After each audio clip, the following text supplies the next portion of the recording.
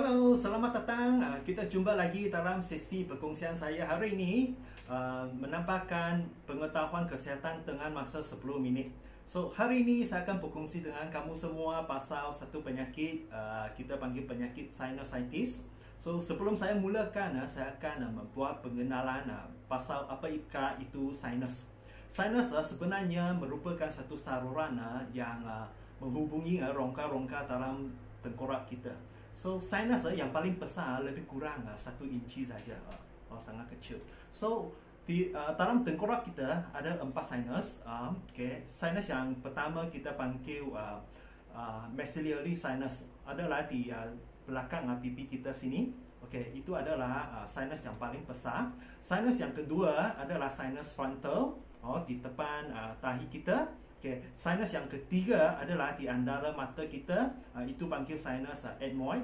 Dan sinus yang keempat adalah di belakang hidung kita.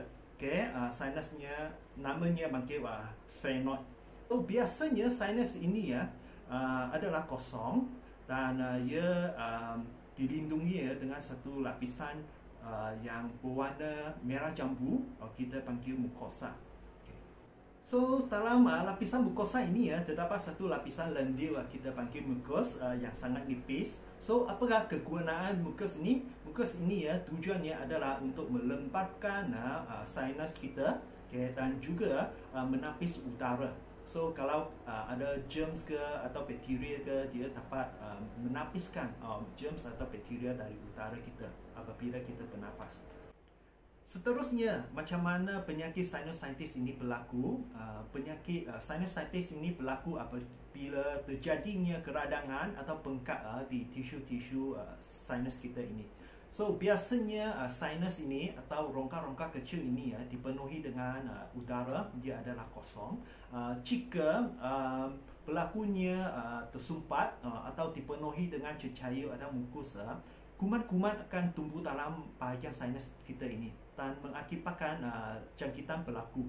So, akhirnya dia berlakunya keradangan atau bengkak di bahagian sinus kita ini. So, ini adalah terjadinya penyakit sinusitis ini. Apakah keadaan-keadaan yang boleh menyumbang kepada sinus kita tersumpat? Yang pertama adalah sesama biasa, sebab jika berlakunya sesama, mukus lebih banyak dihasilkan. Yang kedua adalah rhinitis arahan atau bengkak lapisan hidung kita. Yang ketiga, jika berlakunya pertumbuhan kecil dalam lapisan hidung kita, dan ini kita dipanggil polip hidung. Okay. Yang keempat adalah septum tulang kita yang menyimbang. So, ini adalah 4 keadaan yang boleh menyumbangkan berlakunya sinus kita tersumpat. Penyakit sinusitis ini sebenarnya ada 3 jenis kategori. Kategori pertama kita panggil sinusitis acute. Sinusitis acute ini sebenarnya adalah penyakit sinusitis yang jangka masa pendek, di mana ia tidak lebih daripada 1 bulan atau 4 minggu. Jenis yang kedua atau kategori yang kedua kita panggil sinusitis subacute. Sinusitis subacute ni biasanya dia boleh melanjut hingga 3 bulan. Okay? Dan biasanya ini adalah disebabkan oleh alergi musim atau jangkitan kuman. So, seterusnya kategori jenis yang ketiga adalah sinusitis kronik. Sinusitis kronik ini biasanya dia lebih daripada 3 bulan atau 12 minggu, dan biasanya disebabkan oleh kuman atau bakteria, dan biasanya bersama dengan masalah alahan yang berterusan atau struktur hidung. So, saya rasa banyak orang pun akan keliru pasal penyakit sinusitis dan juga sesama atau restung. Apakah perbezaannya? Sebenarnya untuk mereka yang mengalami masalah sesama, biasanya mereka mengalami gejala seperti hidung tersumpat, hidung berair, kekataran pada hidung, dan juga bersin. Biasanya hingus yang dikeluarkan adalah jernih. Okay. Manakala untuk penyakit sinusitis, biasanya mereka mengalami gejala seperti sakit pada bahagian tahi ke atau pipi kita. Okay. Dan juga berlakunya kekurangan deria bau kita, serta cecair atau hingus yang dikeluarkan berwarna kuning atau kehijauan. So ini adalah tanda-tanda atau gejala untuk penyakit sinusitis. Tapi jika hidung kamu tersumpat selama 10 hari kamu kena pergi jumpa doktor. Barangkali ia akan mengalami masalah penyakit sinusitis. Seterusnya, siapakah yang ada risiko yang lebih tinggi untuk menghadapi penyakit sinusitis ni? Yang pertama, untuk mereka yang menghadapi masalah septum hidung yang menyimbang.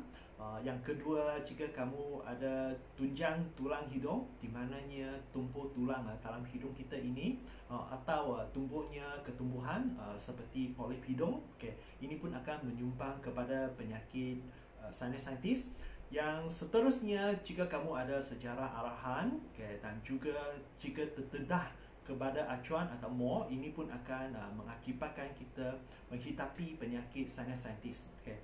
Jika kamu ada sistem imun yang lemah dan menghisap rokok, ini pun akan mengakibatkan penyakit sinusitis. Jangkitan pernafasan pun adalah satu unsur. Seterusnya, jika kamu ada masalah cystic fibrosis, di mana keadaan ini mukus tebal terhasil dalam paru-paru dan juga lapisan membran mukus kita, ini pun akan mengakibatkan kita ada penyakit sinusitis ini. Jika kamu menghadapi penyakit sinusitis ini, apakah gejala yang akan berlaku? Gejalanya seperti kamu akan menghadapi kekurangan teria bau, demam, hidung tersumpat atau berair, sakit kepala dari tekanan sinus, dan juga akan mengalami kelebihan dan juga batuk. Dalam keadaan macam mana kita kena pergi berjumpa dengan doktor untuk mengenal pasti sama ada kita dapat penyakit sinusitis. Yang pertama, jika kamu menghadapi kesakitan yang lebih daripada 10 hari, tiada tanda-tanda untuk pulih, atau dia ada bagus sikit lepas tu datang sakit lagi, lebih bagus kamu pergi berjumpa dengan doktor.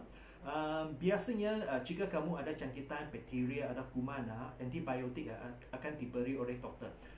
Walaupun dalam sesetengah kes tanpa antibiotik kita pun akan pulih, tapi jika kalau ada antibiotik dia akan pulih dengan lebih cepat lagi.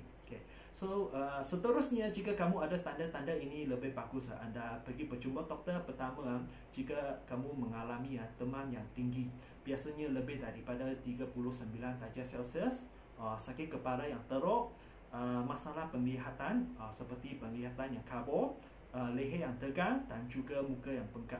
So jika berlakunya tanda-tanda ini atau gejala ini, lebih bagus berjumpa dengan doktor segera. Yang terakhir sekali, apakah komplikasi daripada penyakit sinusitis ni?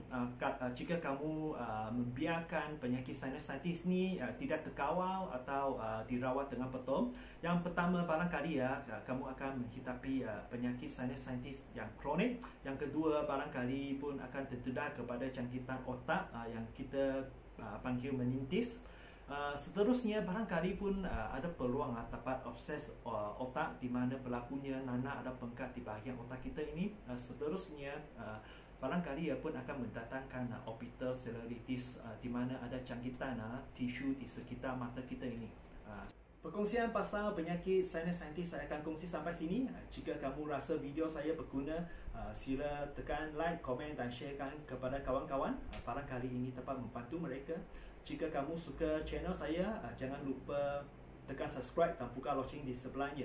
Kamu pun boleh follow Facebook page saya untuk mendapat maklumat atau aktiviti yang terkini. Kita jumpa lagi dalam sesi yang akan datang lagi. Terima kasih dan bye-bye.